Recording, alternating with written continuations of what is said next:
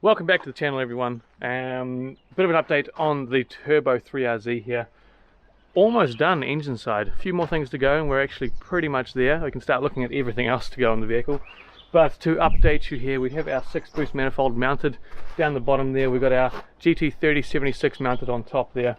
Water lines, both return and feed, are run. They're tapped into the throttle body housing heater, I guess you could call it.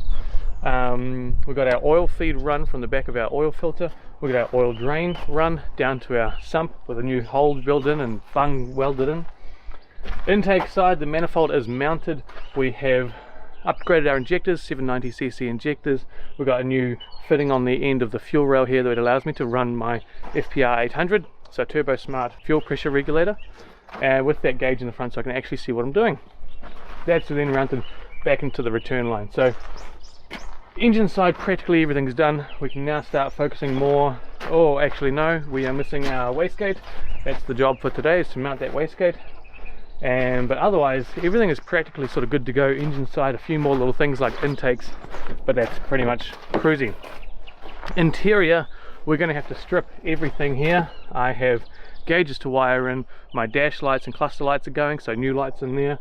We've got a Haltech Elite 750 to wire in here. Plus the carpet scungy and scody from sitting for months on end in here. So tear all that out, clean all that up, remove the entire dash, wire in everything we need, throw it all back together. Also got new fuse panels to go in, new battery, well, just new design for the rear end here. Fuel tank has to come out, rear diff got to be changed, front diff got to be replaced, and new suspension going in. So it's a lot, it's a heck of a lot. But first things first, let's start the day by mounting that wastegate. Wastegate is a Turbo Smart Hypergate 45, so 45mm wastegate. I've got it plumbed at the moment with a 5 psi spring in there. Came with a 14, I can go up to about 20 or something or more, but I don't want to put too much pressure on this. This is a stock block, a stock engine. 3RZs are known for bending a rod or chunking it out the side of the block in the event of overpowering because they have such a long stroke. So I want to start on the 5 psi, build up to 7. My target's 14, but I got the boost controller that's going to be the AEM boost controller and solenoid that I basically can then tweak that as we start tuning this thing. So we'll just plumb this in.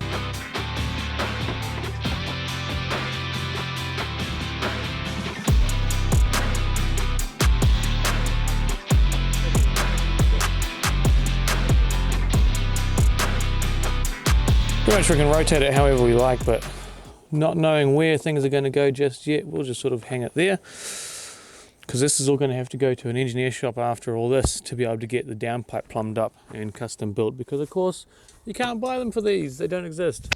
So we'll work on that. Now we kick into actually ripping all of this out to basically make it a heck of a lot easier to do all this wiring.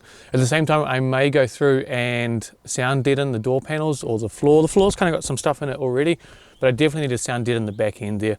Without the carpets or anything in there, just that box in the back, I'm hearing a lot of noise, and with this turbo going on, it's going to be more noise, so we'll try and deal with that too. Let's just do it. Nice.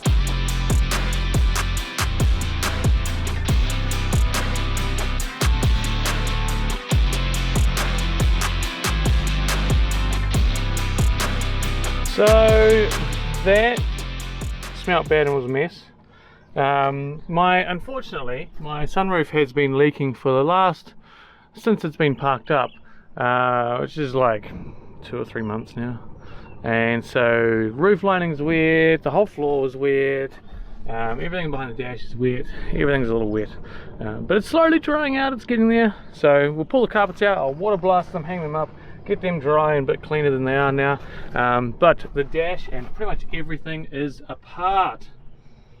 That now means that we have plenty of space to go through, and plenty of space to go through and wire in the Haltech, the AEM gauges, and anything else I really want to go for, which is going to be things like my roof console or my switch panel up here. I want things like the winch isolator, lockers, front lights, rear lights, camp lights, reverse lights. There's also a reverse camera to go in. So all that kind of stuff can go up there. So it's going to give me plenty of room to be able to mingle around and wire some things in. Don't really know where to go to now because I work in like an hour's time. So that sucks. Do have to drop the fuel tank. It's starting to rain. Okay, I'm going to deal with that because all that stuff is sitting out there. Let's deal with that. I'll be back in a moment. Really the next stage is finding out where all this wiring is going to go. So I may just actually pause it here and go inside and draw it all out. I think the best way is just to sort of really get an idea of what's going to go where. Oops, that doesn't actually fit. There we go. We're going to go down, jump on a piece of paper and scribble all this down to see where these lights are going to go, how they're going to be wired, and go from there. We will see you next week if I don't show you me scribbling on paper. Bye.